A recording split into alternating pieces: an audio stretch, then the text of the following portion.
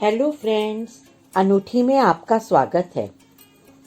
गुफ्तगू में आज हम अर्जुन और धर्म युद्ध की जो मेरी कड़ी चल रही है, मेरा स्पीकिंग ट्री पे ब्लॉग है विचार मंथन, उसमें मैंने भागवत गीता से अपनी भाषा में जैसा मैंने समझा है भागवत गीता में वैसा ही मैंने अपनी भाषा में लिखा है अपने ब्लॉग में अर्जुन और धर्मयुद्ध।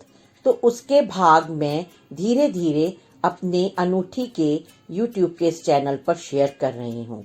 आशा करती हूँ आप एंजॉय कर रहे होंगे, सुन रहे होंगे और आनंद उठा रहे होंगे। उसी कड़ी में आगे बढ़ते हुए आज मैं 23वीं कड़ी शेयर कर रही हूँ। श्री भगवान कहते हैं कि जिस प्रकार वो जीव जो जन्म लेकर केवल सागर के मध्य में रहते हैं और उन्हें ये आभास ही नहीं होता है कि किनारा भी कहीं है, तो वो वहीं सागर में दिशाहीन से भटक जाते हैं और बिखर बिखर कर वहीं खत्म हो जाते हैं। उसी प्रकार जो जीव जानते हैं और मानते ही नहीं कि ईश्वर का अस्तित्व भी है और वो ईश्वर जीव को अपने भक्तों को सदैव देखता है, प्रेम करता है और संभालता है, उन जीव को नास्तिक कहते हैं। उनकी श्रद्धा श्री भगवान में नहीं होती और वो इंद्रियों को मन के वशीभूत करके संसार के भोग रोग में लिप्त रहते हैं। केवल इसे ही सत्य जानकर और वो यही समाप्त हो जाते हैं और बार बार इन्हीं दुखों, भय और तृष्णाओं के सागर में जन्मते मरते रहते हैं और उनमें और पशुओं में कोई अंतर नहीं रहता, क्योंकि पशु भी बुद्धि ज्ञानहीन होकर मशीन की तरह यूं ही उद्देश्यहीन संसार में विचरते रहते हैं और उनकी क्रियाएं स्वतः होती रहती हैं बिना सोचे समझे और ईश्वर में भक्ति चेतना को नहीं लगाते।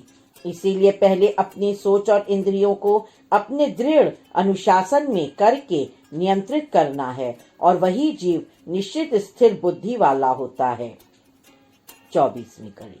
श्री भगवान कहते हैं कि संसारी जीव रात्रि को अंधकार जानकर सो जाते हैं और भगत योगी ज्ञानी इस रात्रि में जागकर चेतन को स्थिर करते हैं और अज्ञान के अंधकार में सो रहे जीवों को बिल्कुल विपरीत ज्ञान को जागृत करते हैं और इस तम यानी तामसिकता में भी अपनी चेतन को जागृत अवस्था में ही रखते हैं। हम इस बात को संतों के उदाहरण से समझ सकते हैं जो रात्रि में और तामसिकता के चारों ओर होते हुए भी अपने केंद्र में स्थित रहते हैं। वो समान रूप से जागृत रहते हैं और विवेक का साथ नहीं त्यागते। जैसे सागर अनेकों नदियों के जल से भरपूर होता है और नदियों का प्रवाह सागर में अनवरत होता रहता है, पर तब भी सागर अनवरत निरंतर आते हुए जल को अपने भीतर समेटता है और फिर भी अपने किनारों में रहता है और अपार जलराशि और जीवों के होते हुए भी अपने गांभीर्य को नहीं त्यागता। उसी प्रकार अनेकों सत्व रज्व तमस के मिलते हुए भी विवेकी संत जन अपने गंभीरियों को नहीं त्यागते, गंभीरता को नहीं त्यागते और हर प्रवाह में समान और सरल ज्ञानी चेतन का भाव रखते हुए गहिर गंभीर रहते हैं। उसी प्रकार संसार में रहते हुए भी जीव को उनसे ऐसे ही मुक्त रहना है जैसे और अपनी मर्यादा और गांभीर्य को नहीं छोड़ना है।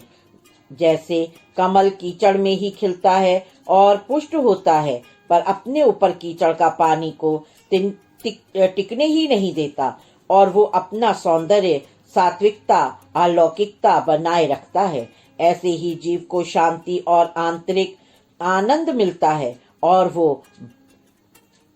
वो भटकाव से मुक्त रहता है। ऐसा जीव खिलता है संसार के लिए और स्वार्थ से दूर रहते हुए अहंकार, लोभ, कामनाओं से मुक्त रहता है। वो सभी तृष्णाओं से मुक्त होता है और अपनी अंतर की समाधि में लीन आनंदित रहता है और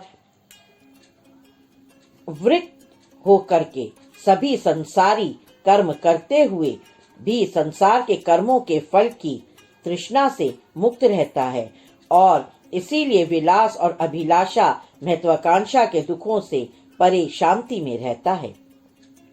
कड़ी 25। श्री भगवान कहते हैं कि जब संसार की हर तृष्णा से मुक्त जीव मुझ में आसक्त हो, केवल मेरी तृष्णा में बंध जाए और पूरी तरह समर्पित हो जाए मुझी में, तो वो हर गुण से परे होकर स्वयं ब्रह्म रूप हो जाता है। पर जैसे ही वो मुझे प्राप्त होकर ब्रह्म स्वरूप होता है, तो मुझे पाने की तृष्णा से भी मुक्त हो जाता है और उस तृष्णा से मुक्त हुआ पूर्ण ब्रह्म स्वरूप हो जाता है और मुक्त हो जाता है।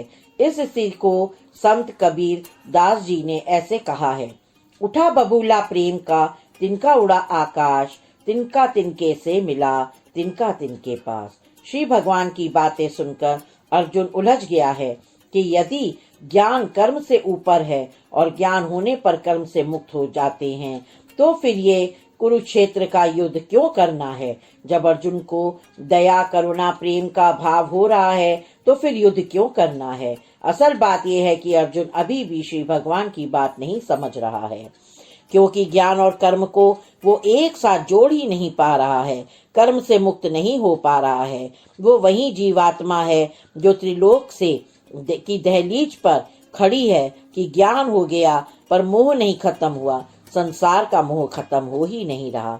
तो फिर अपने ही प्रियजनों को हृदय से निकाल कर और विरक्त होकर और उनसे मुख मोड़कर उन्हें ही कष्ट देकर कैसे मुक्त हुआ जा सकता है। ज्ञान होने के बाद कर्म कैसे निर्विकार होगा, अहम भाव कैसे खत्म होगा, स्वार्थ कैसे खत्म होगा। असल बात श्री भगवान बताना चाहते हैं कि कर्म से भी मुक्त होना है और उसी मुक्त होने का ज्ञान होना है। कर्म से भी मुक्त होना है, जैसे गुरु नानक जी ने कहा है कि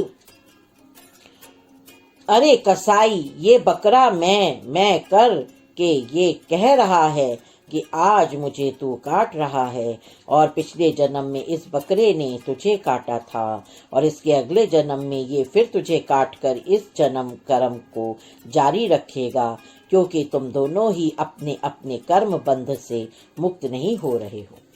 किसी को तो पहल करनी होगी इस कर्म बंध को काटने की, तो कर्म पूर्णतया समर्पित करना है श्री भगवान को और मुक्त होना है हर इच्छा से, बदले के भाव से, तृष्णा से, फल से। और इसीलिए जब ये ज्ञान हो जाए तो ज्ञान कर्म से श्रेष्ठ हो जाता है। ये आज की कड़ी में यही समाप्त करती हूँ।